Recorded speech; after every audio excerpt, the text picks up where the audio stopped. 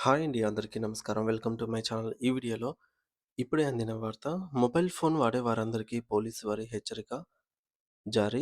దీనికి సంబంధించిన పూర్తి సమాచారాన్ని అయితే ఈ వీడియోలో తెలుసుకుందాము. వీడియో అయితే ఎక్కడే గానీ స్కిప్ చేయకుండా ఎండ్ వరకు చూసేయండి. అప్పుడే ఇన్ఫర్మేషన్ పూర్తిగా అర్థమవుతుంది. అలాగే వీడియో చూస్తున్న ప్రతి ఒక్కరు లైక్ చేయండి ఫ్రెండ్స్. ఈ వీడియోని తోటి మిత్రులతో షేర్ చేయండి. కొత్తగా చూస్తున్న వారైతే మన ఛానల్‌ని సబ్స్క్రైబ్ చేసుకోండి. సబ్స్క్రైబ్ చేసుకోవడం వల్ల నేను చేసే ప్రతి ఒక్క వీడియో మీ వరకు రీచ్ అవుతుంది. ఇక ఆలస్యం చేయకుండా వివరాల్లోకైతే వెళ్ళిపోదాము. ఫ్రెండ్స్, ఇక విషయానికొచ్చినట్లయితే స్మార్ట్ ఫోన్ వాడే ప్రతి ఒక్కరూ అప్రమత్తంగా ఉండాలి అని జెప్పేసి పోలీసులు మరోసారి తీవ్ర హెచ్చరికలు జారీ చేస్తున్నారండి. సైబర్ నేరగాళ్లు ఎప్పటికప్పుడు తమ మోసపూరిత పందాను మార్చుకుంటూ ప్రజలను మానసికంగా భయభ్రాంతులకు గురిచేసి వారి ఖాతాలను కాల్చేస్తున్నారు. గతంలో కేవలం ఏటీఎం, ఓటీపీ మోసాలకు మాత్రమే పాల్పడేవారు ఇప్పుడు మరింత ప్రమాదకరమైన, నమ్మశక్యంగా ఉండే కొత్త పద్ధతులనైతే అనుసరిస్తూ ఉన్నారు. ముఖ్యంగా కొత్త తరహా మోసం. ఇదే ఆ భయానక పరిస్థితి.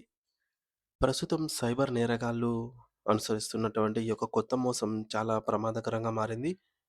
ఇది ఎలా పనిచేస్తుంది అనంటే మొదటి కాల్.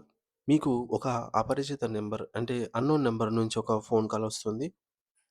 ఇది ఫెడెక్స్ లేదా బ్లూ డార్ట్ వంటి ప్రముఖ కొరియర్ సంస్థ నుంచి మాట్లాడుతున్నామంటూ మీ పేరు మీద ఒక పార్సల్ వచ్చిందని సంభాషణ మొదలుపెడతారు. వారు చూసేదానికి అచ్చం నిజమైన కొరియర్ కంపెనీ నుంచే కాల్ చేసినట్లుగా అయితే మనకు అనిపించేలాగా నమ్మిస్తారనమాట. తర్వాత రెండోది భయపెట్టే ఆరోపణ. అయితే స్కానింగ్‌లో ఆ పార్సల్‌లో డ్రగ్స్, నకిలీ పాస్‌పోర్ట్‌లు లేదా ఇతర ఏదైనా ఒక చట్టవిరుద్ధమైనటువంటి వస్తువు దొరికినట్టు తేలింది అని జెప్పేసి చెబుతూ ఉంటారనమాట. అంటే మీకెవరో ఈ విధమైన పార్సెల్ మీకు పంపించారని వారు మిమ్మల్ని భయభ్రాంతులను చేస్తారు. మీ యొక్క ఆధార్ కార్డ్, బ్యాంక్ కార్డ్, అలాగే ఈ వివరాలను అక్రమ కార్యకలాపాలకు వాడుతున్నారు వారు, వేరే వారని జెప్పేసి వృద్ధులను మెల్లిగా నమ్మించి నమ్మిస్తారనమాట ఫోన్ కాల్‌లో. చూడండి, ఇది మీ ప్రమేయం లేకుండానే ఎవరో మీ మీదకి ఇలాగా పంపించారండి. ఇది చాలా పెద్ద ఇష్యూ అవుతుంది. మీరంటే ఎవరో గిట్టని వాళ్ళు ఈ విధంగా చేసుంటారు.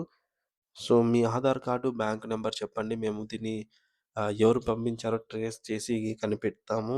లేదంటే వారి మీద చర్యలు తీసుకుంటాము. మిమ్మల్ని వదిలేస్తాము అని ఏదో చెప్పి నమ్మశక్యంగా మాట్లాడతారనమాట. ఇక నకిలీ అధికారుల ప్రవేశం జరుగుతుంది. ఈ సంభాషణ మరింత నమ్మశక్యంగా మారడానికి ఈ కేసును మేము పోలీసులు లేదా నార్కోటిక్ కంట్రోల్ బ్యూరో ఎన్‌సీబీకి బదిలీ చేస్తున్నామని జెప్పి కాల్‌ను మరొక వ్యక్తికి కలుపుతారనమాట. ఇదంతా ఆ కాల్‌లోనే జరుగుతుంది. నాలుగోది వీడియో కాల్ బెదిరింపులు. అవతలి వైపు వ్యక్తి పోలీస్ యూనిఫార్మ్ ధరించి పోలీస్ స్టేషన్ సెట్టింగ్ ఉన్నట్టుగా వీడియో కాల్‌లో చేస్తారు. అంటే పోలీస్ స్టేషన్‌లో ఉన్నట్టుగా బ్యాక్‌గ్రౌండ్ అంతా క్రియేట్ చేసుకొని అటువంటి రూమ్‌లో కూర్చొని యూనిఫార్మ్ ధరించి పోలీస్ స్టేషన్‌లో ఉన్నట్టుగానే కాల్ చేసి మిమ్మల్ని అరెస్ట్ చేయడానికి బృందాలు బయలుదేరాయని, అయితే కేసు నుండి బయటపడాలంటే తక్షణమే వారు చెప్పిన అకౌంట్‌కు డబ్బులు బదిలీ చేయాలని తీవ్ర స్థాయిలో వారైతే బెదిరిస్తారు. ఫస్ట్ అయితే నమ్మిస్తారు. తర్వాత బెదిరిస్తారు. ఇలా ఒక విషాద ఘటన జరిగింది. ఇది కేవలం డబ్బులు నష్టమే కాదు, కొన్ని పరిస్థితుల్లో ఇలా గూడా జరగొచ్చు. ఏంటంటే ఇటీవల జరిగిన ఒక హృదయ విదారక సంఘటన ఈ మోసం యొక్క తీవ్రతకు అద్దం పడుతోంది. ఇటువంటి మోసపూరిత కాల్ రావడంతో తన కొడుకు అరెస్ట్ అవుతాడేమో అని తీవ్ర ఆందోళన చెందిన ఒక తల్లి గుండెపోటుతో మరణించింది. ఇది కేవలం ఆర్థిక నష్టం మాత్రమే కాదు, అమాయకుల ప్రాణాలతో కూడా బలికొంటున్న అత్యంత క్రూరమైన మోసం అవుతుంది. మరి మిమ్మల్ని మీరు ఎలా కాపాడుకోవాలి? పోలీసులు ఇస్తున్న సూచనలు ఏంటనేది ఇప్పుడు మనం చూద్దాము. ఎవరైనా ఇటువంటి అపరిచిత నంబర్‌ల నుంచి కాల్స్ వచ్చినప్పుడు ముందుగా మీరు భయపడకుండా ధైర్యంగా ఉండటం చాలా ముఖ్యం. ఈ క్రింది సూచనలు తప్పనిసరిగా పాటించండి. ఏవేవి చేయకూడదనేది ఇప్పుడు మనం చూద్దాము. ముందుగా భయపడవద్దండి. గుర్తుంచుకోండి, ఏ అధికారి కూడా దర్యాప్తు అనేది ఆహ్, ఏ స దర్యాప్తు సంస్థ కూడా మీకు ఫోన్ చేసి డబ్బులైతే అడగరండి ఫోన్‌లో. అది గుర్తుంచుకోండి. రెండోది, వివరాలేమి చెప్పొద్దు. మీ వ్యక్తిగత వివరాలైనటువంటి బ్యాంక్ ఖాతా నంబర్ అయితేనేమి, ఆధార్ నంబర్ అయితేనేమి, పాన్ కార్డ్ వివరాలు, ఓటీపీలు ఎట్టి పరిస్థితుల్లోనూ ఎవరితోనూ షేర్ చేయకూడదు. ఇక డబ్బులైతే అస్సలే పంపవద్దు. వారెంత బెదిరించినా ఒక్క రూపాయి కూడా మీరైతే బదిలీ చేయకూడదు. పైపెచ్చు మీరు పోలీస్ స్టేషన్‌కి రండి. అక్కడే తేల్చుకుందాం అని చెప్పి చెప్పవలసి ఉంటుంది. ఇప్పుడు మీరు చేయవలసిందేందనేది చూద్దాము. చేయకూడదని తెలుసుకున్నాము. చేయవలసిందైతే వెంటనే మీరు కాల్ కట్ చేయండి. ఇలాంటి కాల్స్ వచ్చినప్పుడు వెంటనే ఎలాంటి వాదనకు దిగకూడదు. వాళ్ళతో ఎటువంటి వాదించకుండా కాల్ కట్ చేయండి. ధైర్యంగా సవాలు చేయండి. వారు నిజంగా పోలీసులే అయితే మీరు ఏ పోలీస్ స్టేషన్ నుంచి మాట్లాడుతున్నారు? నేనక్కడికే వచ్చి నేరుగా మాట్లాడతానని ధైర్యంగా చెప్పండి. దీంతో వారు భయపడి ఫోన్ పెట్టేస్తారు. ఇక బ్లాక్ చేయండి. అటువంటి నంబర్ వెంటనే మీ ఫోన్‌లో బ్లాక్ చేయండి. ఒకవేళ మీరు మోసపోతే తక్షణమే చేయవలసిన పని.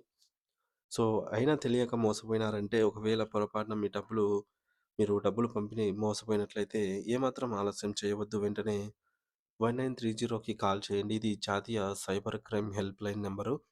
సో, మీరు ఎంత వేగంగా ఫిర్యాదు చేస్తే మీ డబ్బులు తిరిగి రాబట్టే అవకాశాలు అంత ఎక్కువగా అయితే ఉంటాయన్నమాట. ఎందుకు వేగంగా చేయాలంటే గోల్డెన్ అవర్ అనే రూల్ ఉంది. సో, గోల్డెన్ అవర్‌లో మనము ఎంత తొందరగా స్పందించామంటే ఆ నగదును ఫ్రీజ్ చేసి తిరిగి రాబట్టే అవకాశాలు అంత ఎక్కువగా ఉంటాయన్నమాట. సో, మీ ఫిర్యాదు ఆధారంగా అధికారులు ఆ డబ్బును బదిలీ ట్రాన్స్‌ఫర్ అయినటువంటి అకౌంట్‌ను ఫ్రీజ్ చేయడానికి ప్రయత్నం చేస్తారు. సంబంధిత బ్యాంకుతో మాట్లాడి. ఇక రెండవది ఆన్‌లైన్‌లో ఫిర్యాదు. సో, మీరు cyber crime dot GOV dot in అనే వెబ్‌సైట్‌లో గూడా జాతీయ సైబర్ క్రైమ్ పోర్టల్‌లో కూడా మీరు యొక్క ఫిర్యాదును నమోదు చేయవచ్చు. మూడోది స్థానిక పోలీస్ స్టేషన్‌ను ఆశ్రయించండి. సమీపంలోని పోలీస్ స్టేషన్‌లో వెంటనే లిఖితపూర్వక ఫిర్యాదైతే చేయండి. సో, మీ అప్రమత్తతే మీకు శ్రీరామ రక్ష. సైబర్ నేరగాళ్ళ వలలో చిక్కుకోకుండా ఉండటానికి ఈ సమాచారాన్ని మీకు ఉపయోగపడుతుందనైతే అనుకుంటున్నాను. సో, ఈ వీడియోని మరింత మంది మీ మిత్రులతో, స్నేహితులతో అయితే షేర్ చేయండి. గుర్తు తెలియని కాల్స్ పట్ల ఎప్పుడు గూడా అనుమానంతోనే ఉండండి. సురక్షితంగా అయితే ఉండండి అని మనవి. సో, ఈ విధంగా అయితే జరుగుతూ ఉన్నాయి. గమనించగలరు.